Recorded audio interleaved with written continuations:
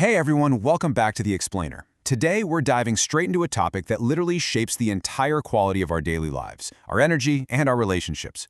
We're talking about setting boundaries and assertive communication. Now there's this super pervasive misconception out there that boundaries are somehow, weapons we use to change or control other people. But as we're going to see today, that couldn't be further from the truth. Actually, boundaries are these vital, compassionate tools we use to reclaim our own sanity and protect our personal peace. So before we get too deep into the weeds, I've got to ask you something, and I want you to be brutally honest with yourself. Do you ever find yourself saying yes when you really deeply mean no? Do you often just sacrifice your own well-being just to dodge a conflict, or maybe to keep from disappointing someone else? Look, it's incredibly common to feel stuck in situations where your values just aren't being respected, simply because it feels a whole lot easier in the moment. Okay, let's dive into this. Here's our roadmap for today. We're going to cover defining boundaries and assertiveness, the broken windows theory, common boundary setting mistakes, finding the kind and firm blend, and finally, mastering assertive responses. Let's get right into it. Section 1. Defining boundaries and assertiveness.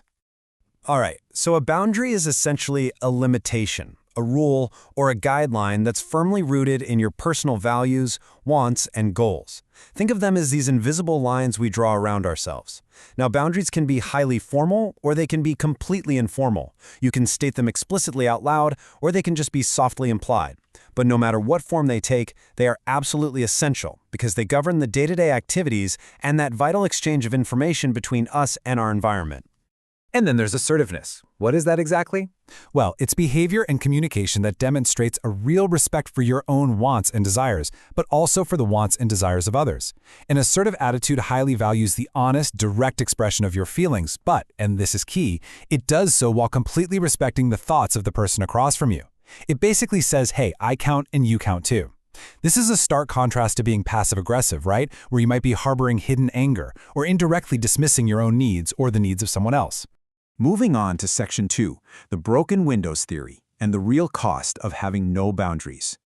Okay, if you've ever seen the classic 90s movie Ghost, you absolutely remember Whoopi Goldberg's character famously saying, "Molly, you endanger, girl." It's a hilarious cinematic moment, sure, but I want to use it as a serious mirror for us right now.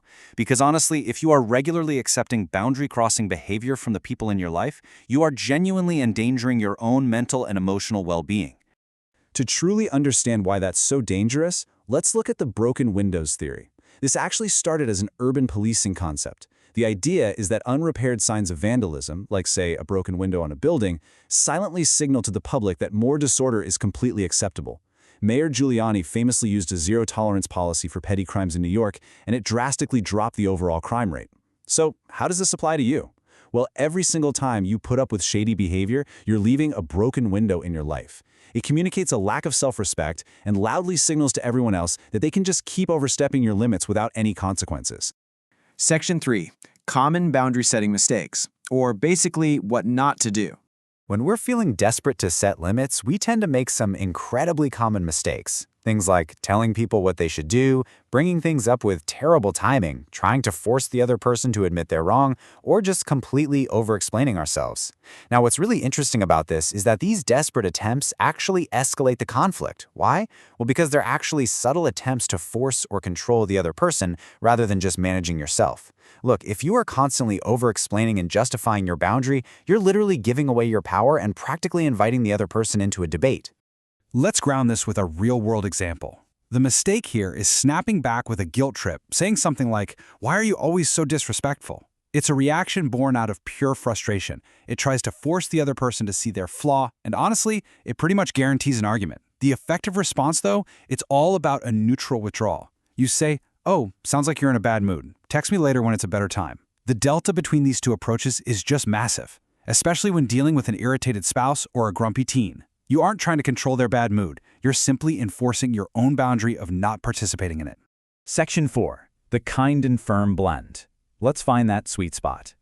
Let's see how the two major extremes stack up against each other. If you lean too kind, you're probably giving in to whining, setting zero limits, and always putting your own needs dead last just to keep the peace. On the flip side, if you lean too firm, you're likely enforcing super inflexible rules and using things like blame, shame, and isolation. And here is the tragic result of all that.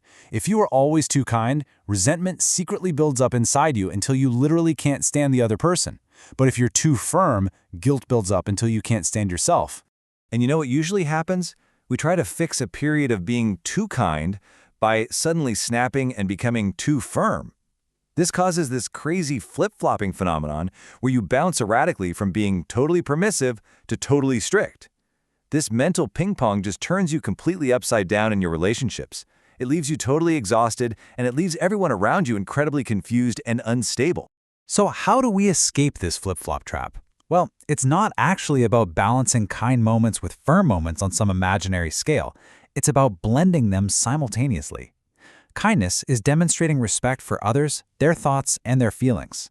Firmness, on the other hand, is demonstrating respect for yourself and the reality of the situation. When you blend those two things together in a single interaction, you are modeling absolute mutual respect. Section 5. Mastering assertive responses. Let's get into some actionable strategies.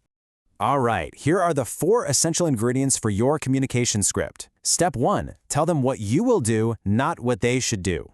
Step 2, be firm, clear, and concise. No extra fanfare needed. Step 3, make it entirely about your limits. And step 4, offer up that you could be wrong. So, the crucial point here is this.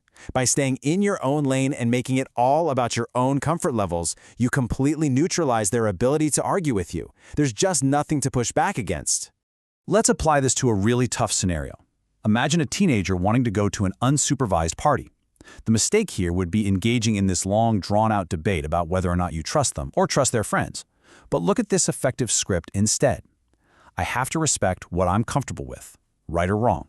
Guys, this is pure brilliance. You aren't judging them at all, you are simply owning your own comfort level. Admitting that you might be right or wrong is a massive power move because it totally prevents a nasty control struggle and makes your boundary entirely argument-proof. Now, to put this into regular practice, you want to systematically map out your response before a tough interaction even happens. Identify exactly who is involved, the specific time and place, exactly what is bothering you, and what your specific goal is. And this brilliantly illustrates how you can mentally rehearse your assertive responses. By getting ahead of the situation and mapping out your script beforehand, you pretty much guarantee that you won't be caught off guard or find yourself reacting out of pure messy emotion in the heat of the moment. As we wrap up the explainer today, I really want to leave you pondering this final, deeply provocative question. Will you continue to act as a convenient buffer for everyone else's bad behavior, or is it finally time to fix your own broken windows? You got the roadmap now, you've got the mindset, and you have the exact scripts to do it. It's time to stop sacrificing your sanity, start applying these tools, and totally master your own assertive communication. I hope you're as excited as I am to see the incredible positive impact this is going to have on every single relationship in your life.